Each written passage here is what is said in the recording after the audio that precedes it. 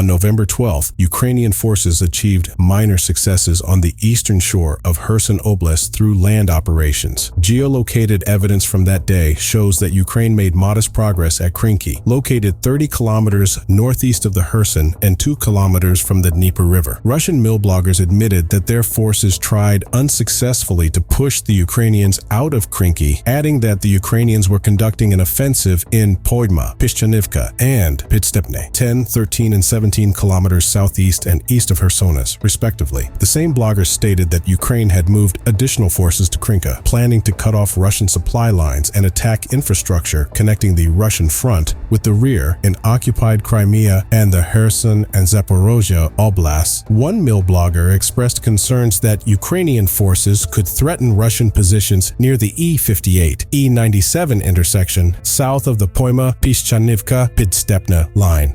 In turn, Ukrainian military analyst Kostyantyn Mashovets reported that Russia sent relatively few units to defend the Oleshki-Nova Kakhovka road and to respond to Ukrainian actions on the eastern bank, probably in order to preserve the combat power of the broader Dnepr force group. On the same day, Russian forces carried out air and artillery attacks on the western bank of the Kherson Oblast. Ukraine's Southern Operational Command reported 5 airstrikes using 31 glide bombs and 55 artillery attacks with 290 shells, targeting the western edge of the oblast, including Herson, Antonivka, and Ochakov in the Mykolaiv Oblast. A Russian milblogger published video footage showing the Russian Dnepr force group attacking a Ukrainian ammunition depot on the western bank. On November 11th, a Russian missile attack took place on the Honchar Library in Kherson.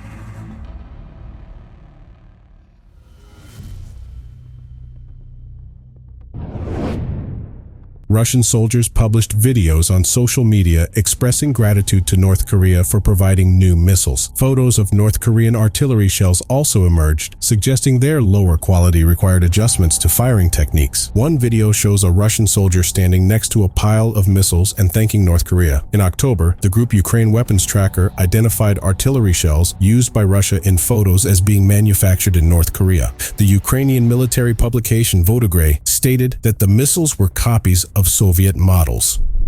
Field manuals were also found which indicated the need to adjust range by using different loads for certain projectiles. The appearance of these shells at the front and not in Russian warehouses may indicate dwindling supplies of Russian artillery.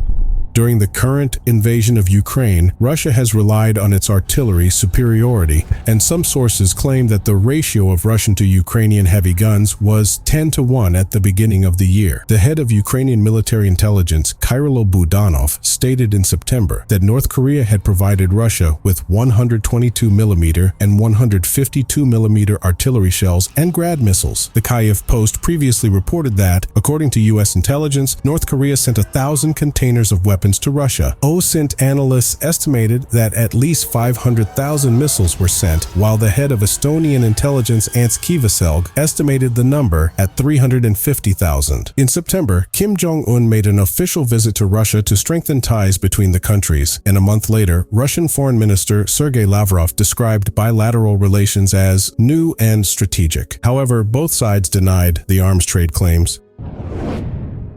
On November 12th, Ukrainian forces continued their offensive operations in the western part of the Zaporizhia Oblast, making progress in the field. According to Russian military bloggers, Ukraine managed to advance slightly around Novoprokopivka, south of Robotyne, and take positions northwest of Verbov, 10 kilometers east of Robotyne. On the same day, Russian forces also conducted offensive operations in the western Zaporizhia Oblast, achieving minor successes. Geolocated materials from November 12th indicate small Russian gains north of Kopania, 6 kilometers northwest of Robotyne. Additional material from November 6th suggests that Russia had recently regained control of positions in previously lost trenches between Robotyne and Novopropivka. The Ukrainian General Staff reported unsuccessful Russian attacks near Robotyne. One Russian milblogger claimed that elements of the motorized rifle regiment, probably a mobilized unit, stormed Ukrainian positions near Pyatikotki, 26 kilometers northwest southwest of Robotyne. However, North Ossetian volunteer battalions operating near Pyatikhatki said there was no activity in the area. The same battalions reported recent unspecified counterattacks in the area, which indicates some level of ground operations on a part of the front in the western Zaporizhia Oblast, which has so far remained relatively calm since the beginning of the Ukrainian counteroffensive.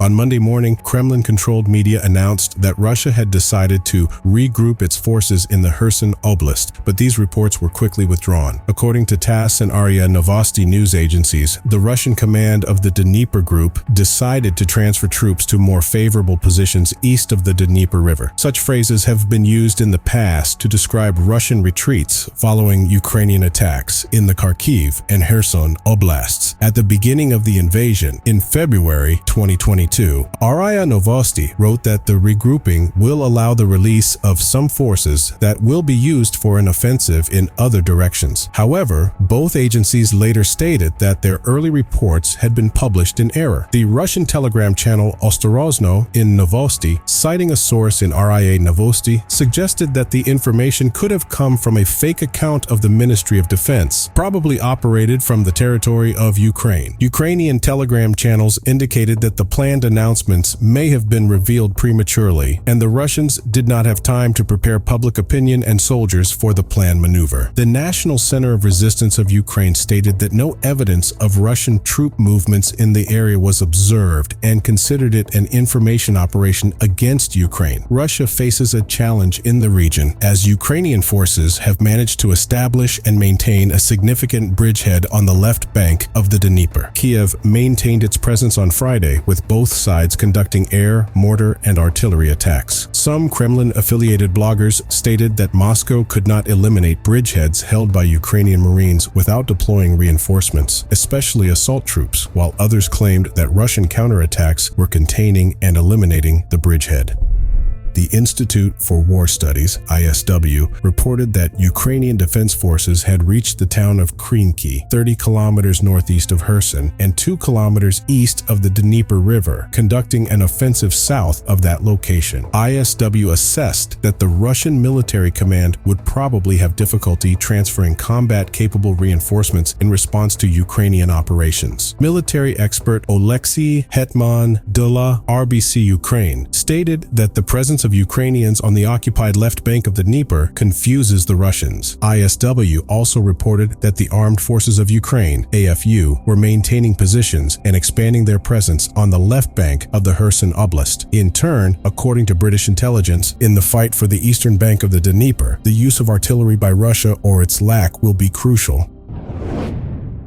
On November 13, Governor Sergei Lysak announced that Russian troops had shelled the Nikopol area in the Dnipropetrovsk region, as a result of which a 42-year-old man was wounded. After the attack, the man was taken to hospital and was in stable condition. In addition to artillery attacks, Russian forces used a kamikaze drone to strike the city of Nikopol. As a result of these attacks, 3 houses, a public utility company, an infrastructure facility, 3 farm buildings, 2 garages, a gas pipeline, and a power line were damaged. Governor Lysak provided this information via telegram. Nikopol, located on the banks of the mostly dry Kakhovka reservoir across from the Russian-occupied Enerhodar nuclear power plant and Zaporozhye, is a frequent target of Russian attacks. Lysak also mentioned another Russian drone attack on Nikopol that took place on November 10th, which injured 2 people.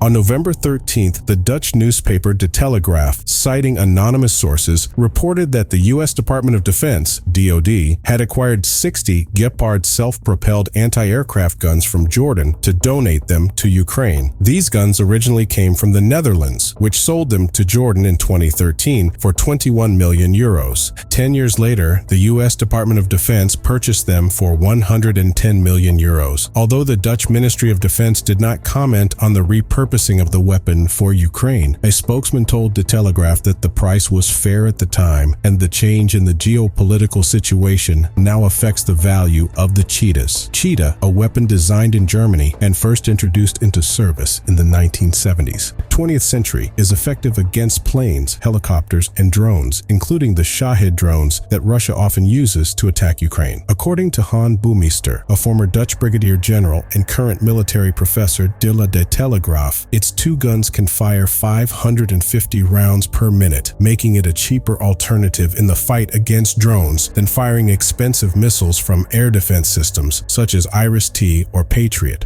Germany had previously sent nearly 50 cheetahs to Ukraine, including 3 more on October 20th. As weapon stockpiles dwindle, the United States is using a variety of innovative methods to continue providing military aid to Ukraine. For example, U.S. Central Command, CENTCOM, reported on October 4th that ammunition confiscated from Iran's Islamic Revolutionary Guard Corps, IRGC, had been transported by the U.S. to Ukraine.